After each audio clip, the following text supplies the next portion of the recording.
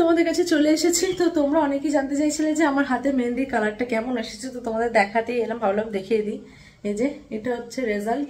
এটা এটা হচ্ছে মানে 2-3 বার হাতটা ওয়াশ করাও হয়ে গেছে, তারও বেশিই হয়তো, হ্যাঁ বেশি হয়ে গেছে। মেয়েকে স্কুলে বাড়ি কতবার হাত ধুয়েছি তার নেই ঠিক। তারপরে এটা কালকে রাতে তো করেছিলাম, কতক্ষণ রেখেছিলাম, হ্যাঁ 0.5 ঘন্টা। জাস্ট একটু তোমাদের দেখানোর পরে একটু ড্রাই হয়ে গেছিলো ফ্যানের হাওয়ায়, দিয়ে তারপরেই তুলে ফেলেছিলাম। তো তাতে এই দেখো কি সুন্দর কালারটা। তোমাদের আগের ছবিটাও দেখাবো, মানে যখন ফার্স্ট তুলি, কালকে রাতে যখন তুলে দিই তখনকার ছবিটাও দেখাবো।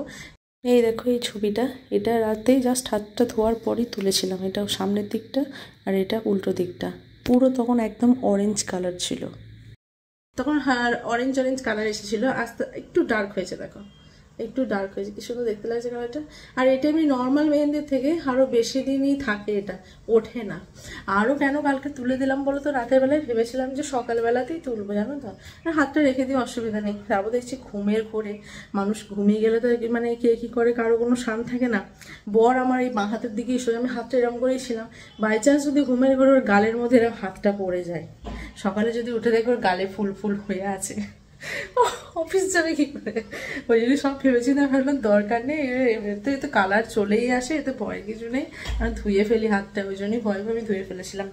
তো এই যে এই হচ্ছে রেজাল্ট, ভীষণ সুন্দর, ভালো লাগছে না দেখতে, কি সুন্দর। তো চলো, এটাই বলার ছিল। টাটা।